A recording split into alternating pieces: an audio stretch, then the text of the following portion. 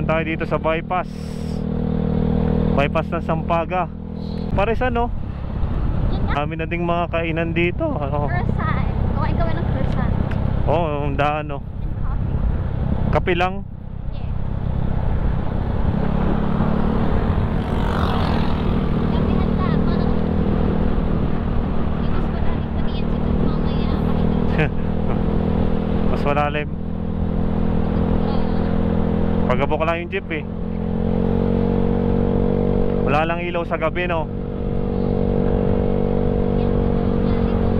Kitang kita yung pag-akyat eh no. Ano? Bawal mag-overtake. Bawal mag-overtake.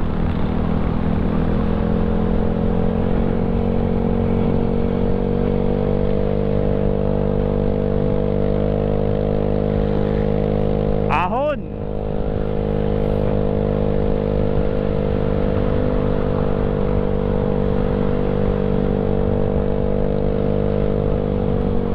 Ito yata yung Dumantay. O yung Dumantay na ang labas ay doon sa may gasolinahan na papuntang Westmead. Ito malalim din to.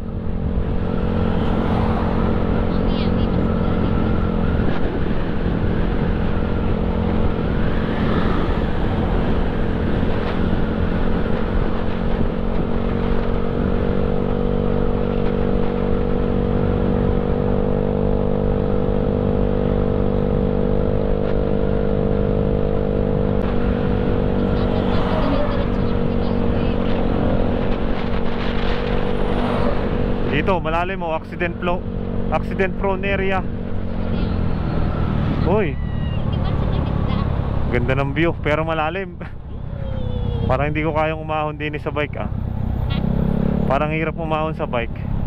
Kita mo nag-ano na itong nag-engine brake na yung motor, yung truck. Engine brake. Oo. Kasi pagka harurot na yan, hindi mo mapipigilan na yan. Dire-diretso yan. Kaya nga, kitang-kita yung lalim dito. Oo. Bubelo ka talaga ng maganda. Ah, sira ba yun?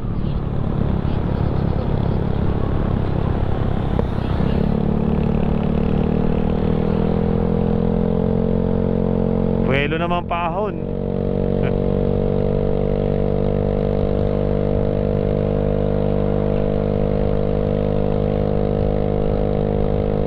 Ito, saan to?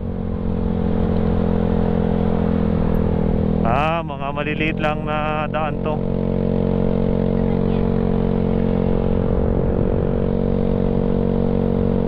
Para maganda dyan magmotor ng dire-diretso eh no.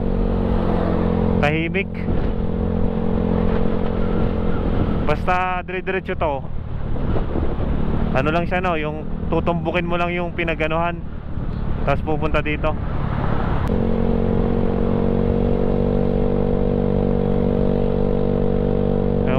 Bundok talagang tinapyas. O ito, pababa ulit. Mukha nipis ng tulay. Ha?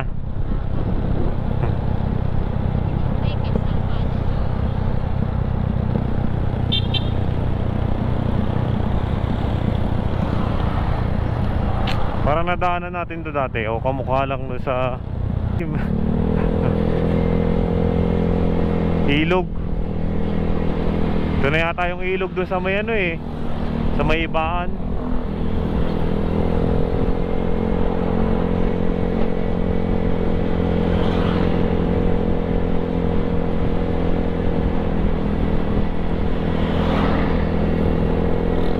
Ito, paahon. Ito. Tinapyas.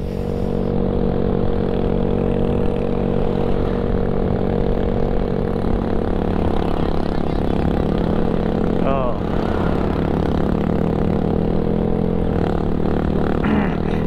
Tinapyas talaga ang bundok. Matrabaho yun. Sira-sira nga lang ang mga daan no. Dahil ang mga truck.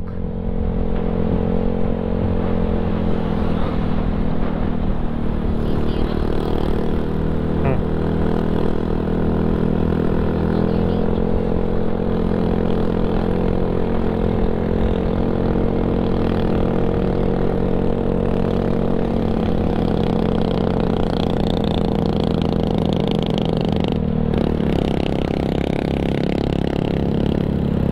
Maraming mga lubak-lubak dito.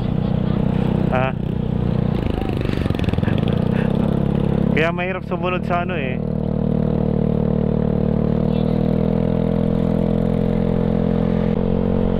Hindi kasi hindi.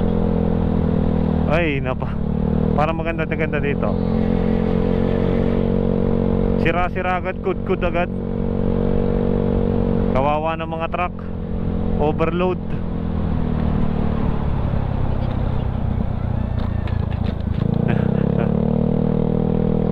Kaya ano eh. Tapos ang baba, ang ano pa ng ano nila, yung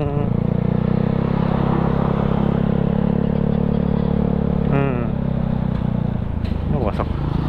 Wasak talaga dito. Parang dumaan ng kangaroo eh. Dahil kang kargada. Kangaroo.